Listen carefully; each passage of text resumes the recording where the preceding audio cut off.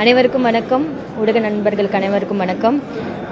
இன்னைக்கு விருப்ப மனு கொடுத்துருக்கேன். ஐயா எடப்பாடியார் அவருக்கு பேர்லையும் ஒன்று கொடுத்துருக்கேன். அப்புறம் எனக்கு ஒரு 2 தொகுதியை தேர்ந்தெடுத்து நான் கொடுத்துருக்கேன். ஐயாவோட ஆசையோட அந்த தொகுதியில் நான் வெற்றி பெறணுன்றத ஆசைப்படுறேன்.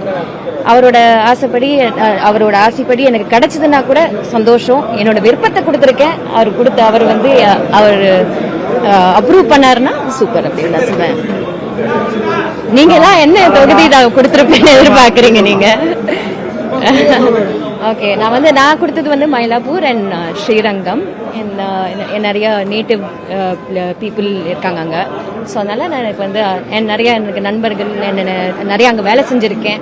இதுக்கு முன்னாடி பாஜகவில் இருக்கும்போது வேலை செஞ்சுருக்கேன். இங்கே அனைத்து இந்திய அண்ணா திராவிட முன்னேற்ற கழகத்தில் இருக்க போது கூட பிரச்சாரங்களில் போயிட்டு நிறைய வேலை செஞ்சுருக்கேன். ஸோ அதனால் அந்த தொகுதி எனக்கு விருப்பமாக ஸ்ரீரங்கம் ரங்கநாதன் கோவில் பக்கத்தில் நான் வேலை செய்யணும்னு ரொம்ப ஆசை. அதே மாதிரி இங்கே கபாலீஸ்வரன் கோவில் பக்கத்தில் நான் வேலை செய்யணும் ரொம்ப ஆசை. அண்ட் இங்கே இருக்கிற எல்லா மக்களுக்குமே ரொம்ப பரிச்சயம் இருந்திருக்கு. அதனால ஒரு வெற்றி கொண்டு வரணும். அனைத்து இந்திய அண்ணா திராவிட முன்னேற்ற கழகத்துக்கு வெற்றி கொண்டு வரணும். அந்த நம்பிக்கை எனக்கு இருக்கு.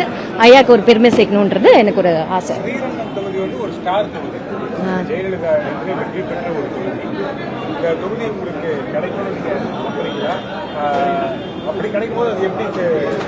கடவுளோட ஆசீர்வாதம் தான்.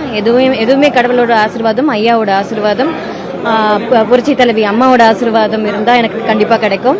புரட்சி தலைவர் எம்ஜிஆர் அவர்களோட ஆசீர்வாதமும் இருந்தால் எனக்கு கண்டிப்பாக கிடைக்கும். அந்த நம்பிக்கை எனக்கு இருக்கு. கொடுத்தாங்கன்னா மக்களுக்காக உழைக்கிறதுக்கு நான் இங்கே வந்திருக்கேன். அது கண்டிப்பாக மக்களுக்காக நான் உழைச்சி என்னென்ன நான் நல்ல விஷயங்கள் செய்யணுமோ செய்வேன். அவங்க வெறும் பட்டம் மட்டும் தான் கொடுக்குறாங்க. உதயநிதிக்கா இருக்கட்டும், இவங்களுக்கு எல்லாமே சும்மா அவங்களே ஒரு பட்டம் கொடுத்துக்கிறாங்க. அதாவது வேலையில்லா பட்டாதாரி மாதிரி ஆயிடுச்சு அப்படின்றத சொல்ல முடியும்.